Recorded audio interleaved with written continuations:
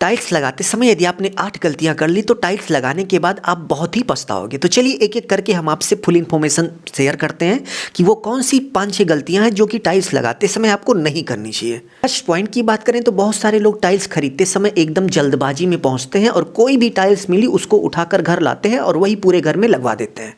तो ये गलती आपको नहीं करनी है। मार्केट में प्रत्येक एरिया के लिए अलग अलग टाइल्स आती है। जैसे मान लीजिए कहीं पर गीला एरिया है वहाँ के लिए अलग टाइल्स आती है और कहीं पर सूखा एरिया है वहाँ पर अलग टाइल्स आती है।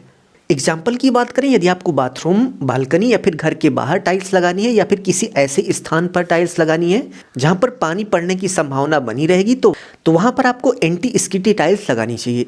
एंटी स्किटी टाइल्स का सबसे इंपॉर्टेंट पार्ट ये होता है कि इस पर कोई स्लिप करके नहीं गिरेगा। वहीं जो ग्लॉसी टाइल्स आती है, नॉर्मल टाइल्स आती हैं, उसमें यह थोड़ा सा भी पानी पड़ जाए तो वो स्लिप करके फिसलने लगती है। तो इस बात को नोट कर लीजिए कि आपको बाथरूम में, बालकनी में और घर के बाहर जहाँ पर भी पानी पड़ने की संभावना है वहाँ पर आपको एंटी स्किटी टाइल्स का उपयोग करना चाहिए। सेकेंड पॉइंट की बात करें तो आप देख सकते हैं कि टाइल्स लगाते समय टाइल्स को एक सीध में रखना बहुत ही ज़रूरी होता है। तो ऐसे में क्या है कि टाइल्स लगाते समय आप कुछ इस तरीके से स्पेसर का उपयोग ज़रूर से ज़रूर करिए। यदि आप स्पेसर का उपयोग करेंगे तो आपकी जो टाइल्स है एक सीध में लगेगी और इसके साथ साथ टाइल्स का जो लेवल रहेगा वो एक समान रहेगा। थर्ड पॉइंट की बात करें तो बहुत सारे लोग मार्केट से टाइल्स लाते हैं और टाइल्स यदि थोड़ा बहुत कॉर्नर पर टूटी फूटी है तो क्या करेंगे भाई, उसका उपयोग कर लेंगे और करने के थोड़े महीनों बाद आप देख सकते हैं कि टाइल्स इस तरीके से कॉर्नर पर टूट टूट कर निकलने लगती है। इसलिए टाइल्स लगाते समय इस बात का ध्यान दीजिए कि यदि टाइल्स थोड़ी भी टूटी है कॉर्नर पर तो उस टाइल्स का उपयोग आप नहीं करेंगे, नहीं तो बाद में आप देख सकते हैं कि इसी तरीके से टाइल्स टूट जाएगी और आपका पूरा टाइल्स का जो सिस्टम है वो खराब हो जाएगा। फिर से इस टाइल्स को उखाड़ कर यहाँ पर लगाना पड़ेगा। फोर्थ नंबर पॉइंट की बात करें तो आप देख सकते हैं कि टाइल्स लगाने के बाद टाइल्स के बीच का जो जॉइंट होता है इसको हम ग्राउटिंग बोलते हैं। तो ग्राउटिंग करते समय बहुत सारे लोग क्या करते हैं कि मार्केट में एक चूना आता है, यानी कि एक पाउडर आता है, उसी का घोल बनाकर उसका पेस्ट बनाकर ग्राउटिंग कर देते हैं। लेकिन बाद में आप देख सकते हैं कि इस ग्राउटिंग में गंदगी जम जाती है, ये काली काली दिखने लगती है।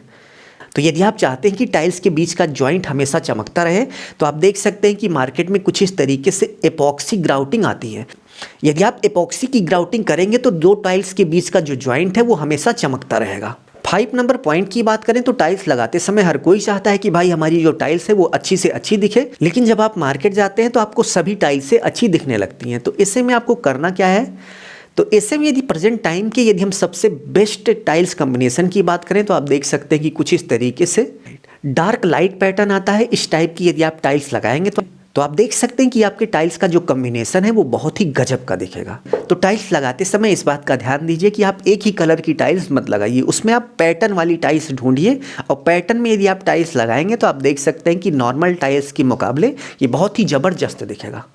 5 नंबर पॉइंट की बात करें, यदि आप कलर वाली दीवार पर टाइल्स लगा रहे हैं तो आप देख सकते हैं कि मार्केट में टाइल्स को लगाने के लिए कुछ इस तरीके से एडहेसिव आता है। तो इसको आप ले लीजिएगा और सीमेंट के साथ इसको मिक्स करके जब आप टाइल्स लगाएंगे तो पेंट वाली दीवार पर जो टाइल्स लगेगी वो नहीं गिरेगी। और यदि आपकी दीवार पर प्लास्टर हुआ है तो प्लास्टर वाली दीवार पर आप सीमेंट से भी ये टाइल्स लगा देंगे, वो नहीं गिरेगी। तो इस वीडियो में बस इतना ही। अपने दोस्तों में शेयर कर दीजिए। अपना ख्याल रखिए और अपने मम्मी पापा का अपने से भी ज़्यादा ख्याल रखिए। इसी भाव के साथ आप सभी से विदा लेते हैं। धन्यवाद।